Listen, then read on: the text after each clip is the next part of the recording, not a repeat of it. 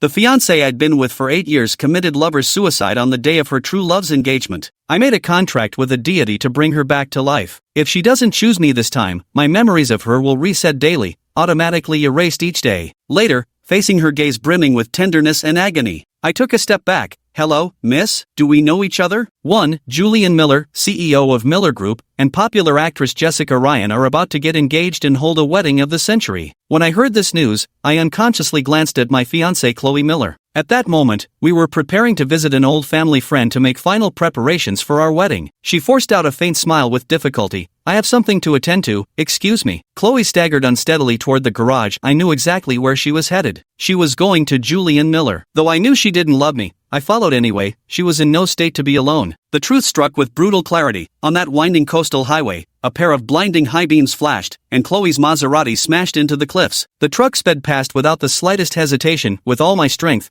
I pulled her out of the twisted car. Chloe had already stopped breathing. If my heart was merely aching before, at that moment, I no longer cared about anything. I desperately begged, pleading for someone to save her, willing to give up everything I had. I don't know if my sincerity moved the heavens, but the gods gave me one more chance. Chloe would be reborn before our engagement. If she chose me, we could live happily ever after. But if she chose someone else, my memories of her would reset daily. Daily reset, as the name suggests, meant no matter what, I could only remember her for one day. By the next day, I would have forgotten her completely. I agreed without hesitation, not just for Chloe's sake, but for my own as well. I'm willing to take this gamble. I also want to know what her answer would be if we could start over again. When I opened my eyes again, I had returned to my family's estate. It was half a year earlier, just as I remembered, with both our families present, discussing our marriage arrangements. Chloe, what do you think? Everyone was waiting for her answer, yet her gaze remained fixed on the single sofa beside her, where sat a handsome man, Julian Miller. Chloe's eyes brimmed with tears, her body trembling uncontrollably. Julian sprang to his feet. The next instant, they were locked in an embrace. The living room fell deathly silent. I sighed inwardly. It seems we're not the only ones who've been reborn. Julian too. 2. What's the most touching trope in romance movies? It's surely the moment when the leads reunite and finally understand each other's hearts. Just like now, Chloe and Julian have made us all mere background characters. The elderly Mrs. Miller looked displeased, hastily apologized to us saying the marriage proposal would need reconsideration, then took them away. Julian was nominally Chloe's uncle, though they weren't related by blood. But the situation was still rather unsavory. After comforting my parents, I returned upstairs and quietly reflected on everything. The first time I realized Chloe didn't love me was in a bar. It was the night before our engagement, during a bachelor party with friends. Chloe kept glancing at the door, her face unnaturally pale with barely contained anxiety. We grew up together. Just by looking at her expression, I knew she was waiting for someone. Truth be told, she's been acting strangely ever since I proposed to her. But I'd been deceiving myself, unwilling to accept that our 8-year relationship might have been just my wishful thinking all along. The door swung open and a handsome man walked in casually, her eyes immediately lighting up. The look of love cannot be hidden. In that moment, I felt as if struck by lightning. I had considered many possibilities, her dashing and wealthy boss, her warm and considerate colleague, but never once imagined it would be her uncle. In the dim lighting, no one noticed what had happened except for me. Soon, they left the private room one after another, and I committed the most despicable act of my life. I followed them out and eavesdropped outside the door. I thought that if Chloe truly couldn't let him go, I could break off the engagement, even though it would humiliate our family and society. But when Chloe threw herself into Julian's arms, sobbing, I still felt suffocated. Soon, Julian rejected Chloe outright. I heard his cold voice. The Miller Group cannot afford such a scandal. Precise, ruthless, and profit first, these words epitomized Julian in the business world. Back then, you risked your life to save me. How could you bear to leave me behind? I didn't listen to what followed afterwards. All I remember is Chloe's weeping, so utterly despairing. I didn't go back. Instead, I lit a cigarette on the balcony, my hands trembling so badly that the flame refused to catch several times. It's not because I'm emotionally unstable, but rather the aftereffects of saving Chloe that time. My hands suffered nerve damage from bearing severe injuries for too long, and the doctor said there's no possibility of a cure. That's right, Chloe mistook someone. The one who saved her wasn't Julian, it was me. 3. It was a kidnapping incident. The expansion of Miller Group affected the interests of another company. Chloe was taken to the mountains by her captors, and it just happened to be a mountain I had explored during my wilderness adventures, so I knew exactly where they could hide someone. I quickly pinpointed Chloe's location and informed the Miller family. No one expected what arrived before the rescue team, a torrential downpour. The fragile mountain slopes were relentlessly eroded, triggering a landslide. and that cave was directly in its path. The kidnapper panicked and fled, leaving Chloe tied up and unconscious, unable to escape. Ignoring my friend's dissuasion, I sprinted toward her and mustered all my strength to lift the broken tree trunk that was about to crash down on her head. My friend went to find the rescue team. Holding up the trunk, my hands and arms screamed in pain. It felt as though I was shouldering the weight of the sky itself. In the midst of suffering, I found humor. If the heavens were to collapse, was this burden mine to bear, or fate's poetic demand that I shield the girl I loved? I don't know how much time had passed. Just when I was about to give up, Julian finally arrived. Chloe woke up once, and I saw with my own eyes how desperately she clung to Julian, in the most dependent posture imaginable. The rescue team arrived as well, and by the time they pulled me out,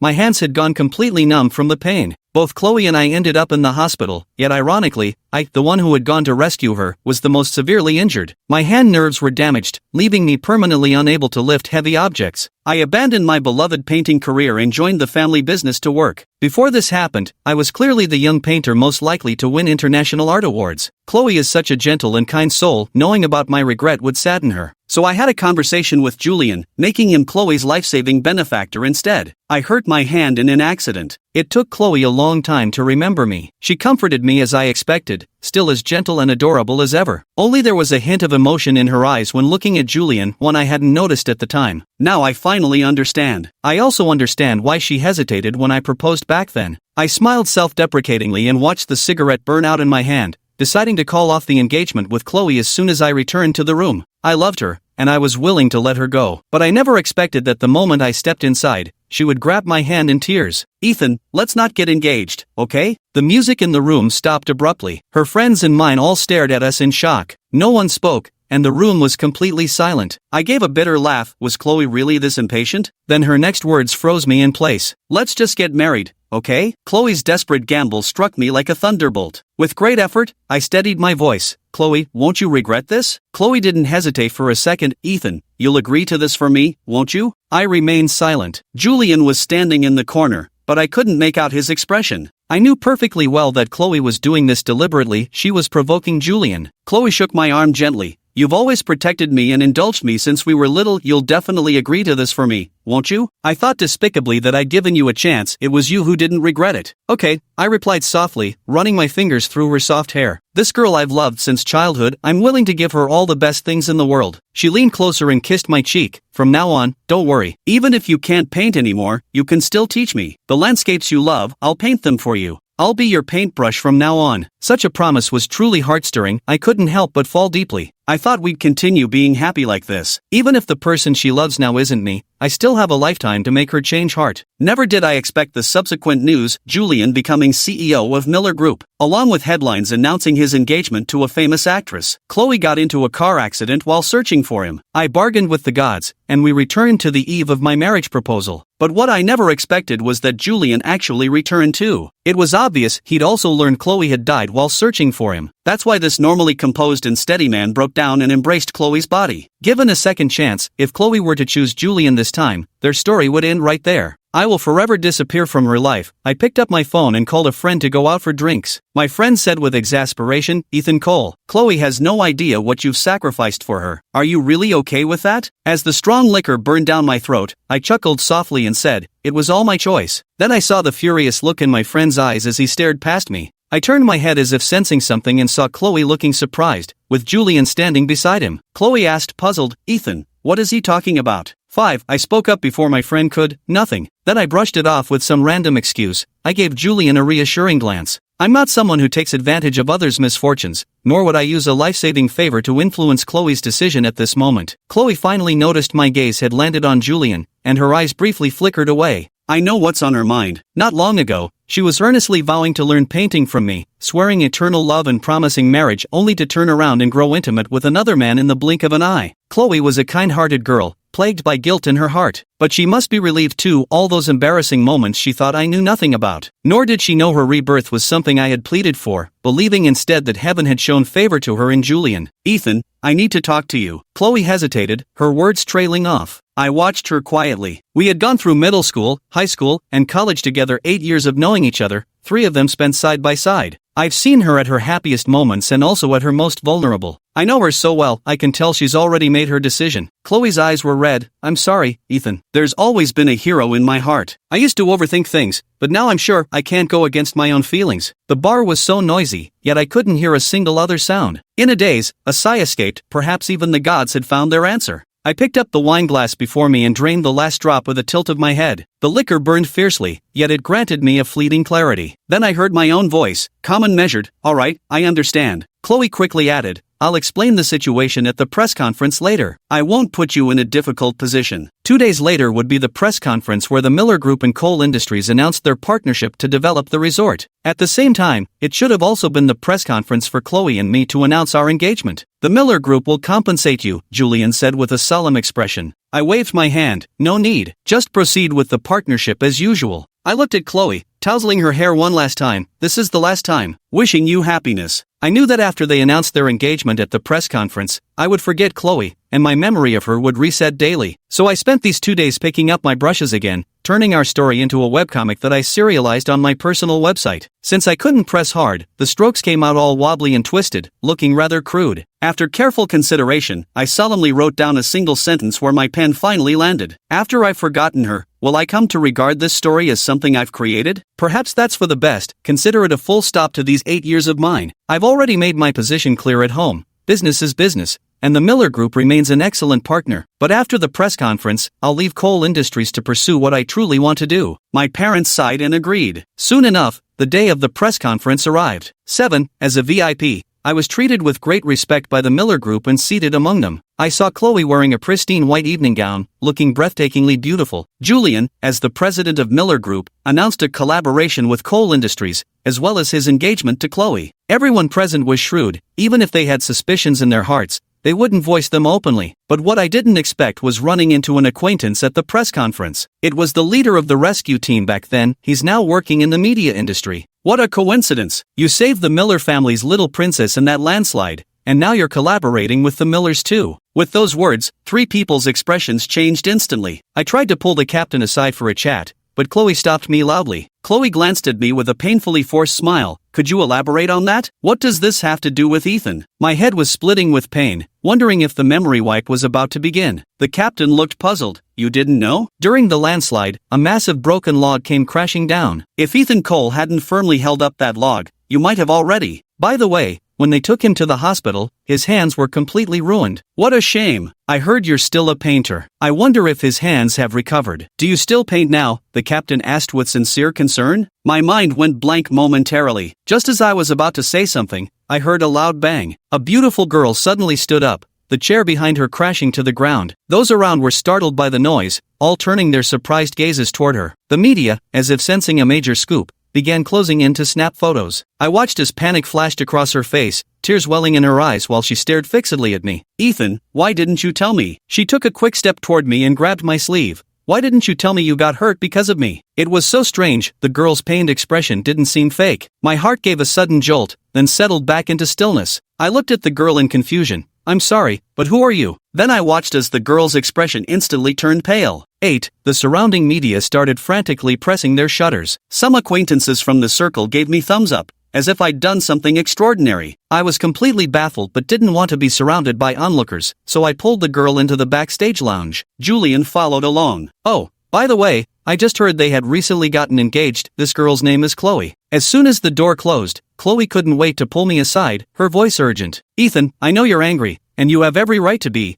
but don't scare me like this. How could you not remember me? Chloe's voice began to tremble with tears as she spoke. I sighed helplessly. Do we actually know each other? This joke isn't funny. Chloe bit back her words in disbelief. Julian gave me a deep, meaningful glance, seeming to recall something, then apologized and led her away. I stepped outside, where my friend was already waiting. He eagerly came closer. You're really something. How did you come up with faking amnesia? Finally, I've got some relief. Without ceremony, I punched him. Who's faking? I genuinely don't know her. What followed was truly bewildering. So many people claimed Chloe and I were childhood sweethearts, that I'd loved her for years. But I truly have no impression of her at all. I treated this matter as a minor episode and didn't pay much attention to it. I wasn't short on money and wanted to do something meaningful. I contacted a community art center to work as a teacher, teaching children how to paint. Before parting, my friends threw me a farewell party. I became obsessed with a particular strong liquor at this bar, so we chose to hold it there. Someone teased me about Chloe. I really couldn't recall who she was,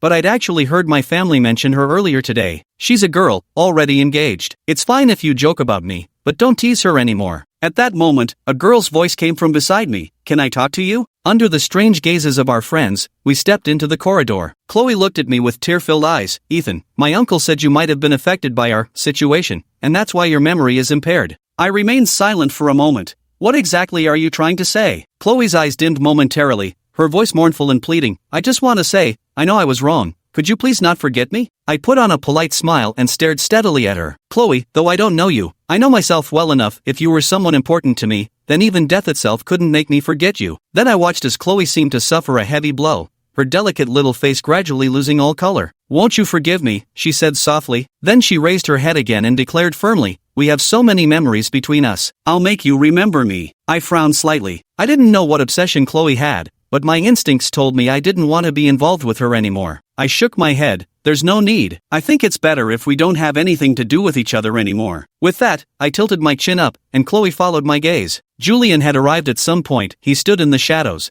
and I couldn't make out his expression. Chloe bit her lip and quickly said, Ethan, you must wait for me, no matter what. I said nothing and turned to leave. To be honest, getting involved between an engaged couple felt quite awkward. My upbringing and family education wouldn't allow me to do such a thing. But I never expected that when I opened my eyes the next morning, there'd be a beautiful girl sitting in my room. Who are you? How did you get into my room? The girl across from me suddenly widened her eyes. Ethan, it's me. I'm Chloe. As she spoke, she eagerly stepped forward and reached for my forehead. Are you sick? How could you forget me again? I dodged her hand with a tilt of my head. Don't do that. I'm not sick. I paused briefly, nor do I have the habit of getting too close to strangers. The girl named Chloe's hand fell through empty air. She stared at her own hand in utter dismay. We agreed last night that I would help restore your memories. I glanced at her. I was drinking with friends last night, and don't recall meeting you. Chloe looked as if struck by lightning. After what seemed like an eternity, she spoke with a strained voice. So Ethan, it's not that you've lost your memory, you forget me every morning when you wake up, isn't that right? She acted as if she couldn't accept it, turned around, and ran out. I went downstairs and asked my family why she had appeared in my room. That's when I learned her name was Chloe Miller, Julian Miller's fiancée. How strange, why would Julian's fiancée look at me with such nostalgic, lingering tenderness in her eyes? How did she get into my room without anyone stopping her? I couldn't help but wonder, were Chloe and I actually that close? The answer came quickly when Chloe returned that afternoon, this time carrying an entire photo album. It was filled with pictures of just the two of us. In some we were holding hands, in others I even had my arm around her waist. It seems we were indeed very close, but I have no memory of Chloe whatsoever. My mind was in chaos, so I made an excuse to step out for a cigarette. When I returned, I saw Chloe sitting at my computer, trembling uncontrollably. What's wrong? I quickly asked. She turned around, her small face frighteningly pale, her nose bright red,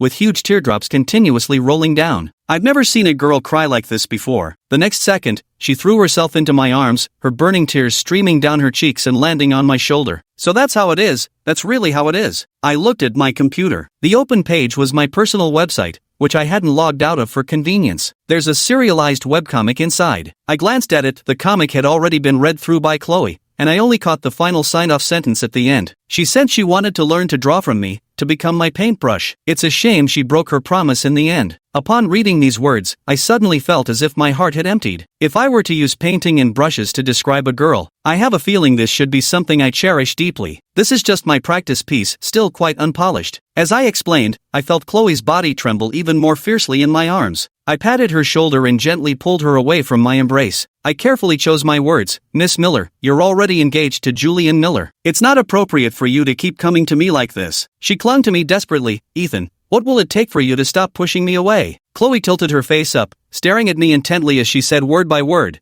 Do you mean I have to break off the engagement with my uncle before you'll accept me? I showed a disapproving expression. Miss Miller, marriage isn't child's play. Changing your mind so easily hurts people deeply. I don't know what came to Chloe's mind again, but her eyes were once more filled with that look of despair and unease. To be honest, even if we weren't acquainted, I couldn't bear to see a girl in such a state. I sighed and said, don't be like that. It's just a story, that's all. Chloe seemed on the verge of a complete breakdown. Just a story? You're calling our past just a story. Ethan, you're really forgetting me, a little more every single day. I watched as this exquisitely beautiful girl shifted from utter madness to sudden calm in an instant. Ethan, are you an idiot? Am I really worth this to you? She wept silently, yet I could sense an indescribable sorrow radiating from her. I smiled faintly. I don't know what you misunderstood, but perhaps, some things don't have to be measured by whether they're worth it or not. Chloe closed her eyes briefly, and when she opened them again, her gaze was filled with determination. Fine, I'll prove it to you. 11 I tossed and turned all night, unable to sleep before finally getting up to catch up with my online comics. This story is actually quite sad.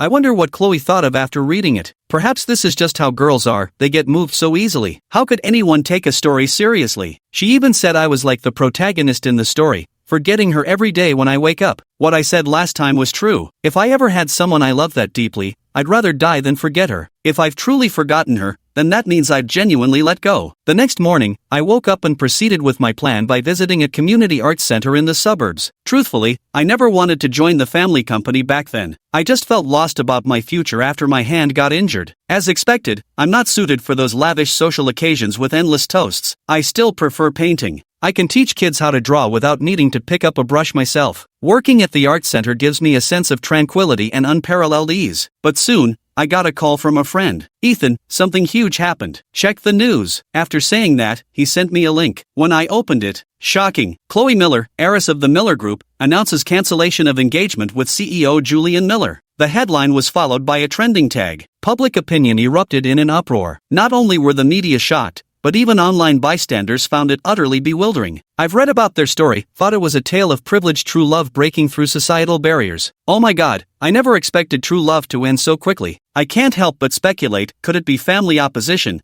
given their different statuses? Insiders reveal the couple had a major fight, apparently over another man. Another man? Who? What kind of person could make two wealthy heirs fight over him? I handed the phone back to my friend. Why are you sending me this about their broken engagement? Since when did you become such a gossip? My friend cursed at me and silently hung up the phone. How absurd. I shook my head, then turned around and saw a beautiful girl staring at me with red eyes. Who are you? She extended her hand, forcing a smile. Hello, I'm Chloe Miller, your admirer. Chloe Miller, the protagonist of the gossip story I just finished reading. Combined with my friend's attitude just now. Wait. Could her broken engagement be because of me? That's utterly unbelievable. Then I was dragged into looking at a pile of photos. Chloe stared at me stubbornly. You've just temporarily forgotten about me. Professor Cole, the dean wants to see you. Just then, my door was knocked on. Outside the door stood a girl with a ponytail and a baseball cap, her face beaming with a sunny smile. Yet her gaze subtly swept between Chloe and me without leaving a trace. Her name was Mia Davis, also a newly arrived teacher at the art center who taught music. I responded and was about to leave when Chloe urgently grabbed the hem of my clothes. Her lips pouted slightly, looking utterly pitiful and vulnerable. Ethan, our time is limited, let's not waste it on irrelevant people, okay? I truly couldn't understand why Chloe would act this way. After a moment's thought, I replied, this is my job, not an irrelevant matter. Actually, I have no memories of you. You're the one who seems more like an irrelevant person. Chloe's eyes widened in disbelief, on the verge of tears again. Mia smiled and pulled me out, then asked Chloe, would Miss Miller like to stay for dinner? Our teachers take turns cooking. Chloe's gaze slowly swept over Mia. With a grim expression, she asked, Ethan, who is she? Mia was remarkably bold. She winked at me before turning around. Since you've asked so sincerely, then I'm Ethan Cole's girlfriend. Chloe's body trembled as if she could barely stand. 12, we've only known each other for a few days, how could we possibly be boyfriend and girlfriend? I glanced at Mia but didn't expose her lie. Chloe didn't seem like herself right now, almost as if she'd fallen under some kind of spell, stubbornly convinced I'd forgotten her boyfriend, determined to jog my memory. But I resisted her efforts. Chloe's expression grew frantic. She bit down hard on her lips until all color drained from them. This can't be. You must be lying to me. She glared at us. You've all conspired to put on this act together. I sighed, keeping my tone as gentle as possible. Miss Miller, I've seen your photos. Maybe we shared something in the past, but I've truly forgotten. Don't we still have a future ahead of us? Why not look forward? Stop living in the past. Chloe's tears still fell. Ethan, you're always like this. Even if you've forgotten me, you're still gently comforting me like this. How ridiculous I've been, how terribly wrong I was. We've known each other for 8 years, yet I failed to notice that you were the only one who cared for me every single day, who would drop everything to come find me immediately. I didn't recognize you as the one who saved me, and I never imagined you'd give up everything just to give me a second chance. Though puzzled, I still handed her a tissue. I don't know what you're talking about, but don't cry. A girl isn't pretty when she cries like this. Chloe laughed through her tears, nostalgic. You used to say that too. but when I cried like this, you would hold me in your arms and comfort me." She took a deep breath, then looked at me, her eyes full of expectation, pleading humbly, "Ethan, will you give me a chance?" At that moment, I heard an ancient voice in my mind. "Ethan Cole, I'll give you one chance too. Do you want to recover all your memories?" After thinking for a long time, I finally shook my head. Every gift from fate comes with a price, and I don't know what I might have to pay. I'm satisfied with my life as it is now. I no longer wish for any more upheavals. So my words are for Chloe, and also for that ancient voice. What's past is past. No matter what happened, let it remain in memory. I don't want to look back anymore. 13. Chloe left, utterly disheartened. I glanced at Mia and chuckled. Had enough of the show? Did the director really ask for me? Mia came closer with a grin. I was just helping you out of a tight spot. Her eyes sparkled with a hint of mischievousness. Suddenly, my mood lifted. I shook my head with a smile and rolled up my sleeves. "Let's go, time to cook." Coming. I want some grilled ribs, Professor Cole. You can make those, right?" Mia's enthusiasm was indeed odd too,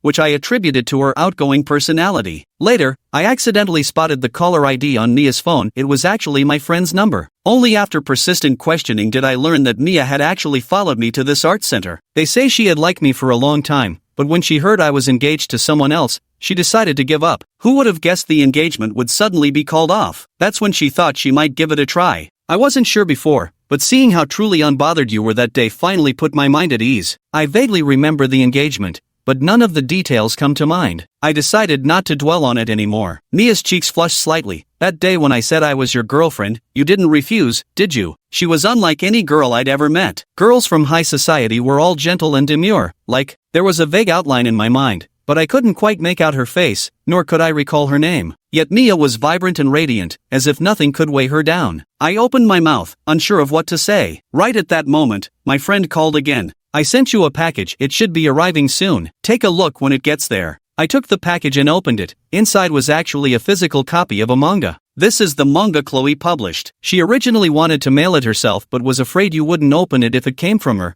so she asked me to send it instead." Who is Chloe? Why would she send me her published comic? I looked at the comic in my hand. The signature on it was actually my own. Then I saw a story, one about choices and promises, and subsequently losing memories. For some reason, a dull ache began to throb in my head. Chloe slipped a note inside. "It's true, there are gods in this world, and I'll pray to them every day." I sighed and handed the comic to Mia, who was eyeing me with obvious curiosity. Then I saw her crying uncontrollably. "Did you really write this story yourself?" I looked at the brushstrokes and some of my little habits. It must have been written by me, and drawn by me too. "What did Chloe say?" Mia asked curiously. I smiled. "She must be my devoted reader, right? Because she liked my stories so much, she helped get them published." Mia sniffled but didn't say anything further, instead reaching out to hug me. I saw heartbreaking sorrow in her eyes. Chloe's tears overflowed as her body shook uncontrollably. 14. I've been living happily in the art center. Mia is such a cheerful and lively person, always coming up with wild ideas for fun. And the happy smiles on the children's faces every day are my greatest comfort. Many friends have visited me, and they all say I've really changed. I don't know why they say that exactly. Maybe life has become simpler here, or perhaps I've just been smiling more. I often see a beautiful girl coming to the art center. She never comes in, just stands at a distance watching me. Sometimes she greets me with a smile, other times she stares at me wordlessly with sadness written all over her face. Mia told me she's an avid reader of my comics. Only once, she got drunk and grabbed me, saying something about how she wouldn't give up. I sighed helplessly. "You've got the wrong person." She started crying again, as if in unbearable pain. Later, Julian Miller came to pick her up. He stared at me for a long moment before saying thank you, and sorry. I vaguely guessed what might be going on, but I just smiled and said nothing. One day, it suddenly occurred to me that the girl hadn't appeared for a long time. Mia said she had some health issues, and her family sent her to a private sanatorium. Julian also went to Europe, claiming it was to expand the overseas market. My life regained its tranquility. Later, on a spring day when flowers were blooming, Mia and I got together. Then I thought about it, and still ended up burning that comic book. That story wasn't good, too tragic. Anyway, what's past is past. We still have our future to care about, a wonderful future. That's enough. The end.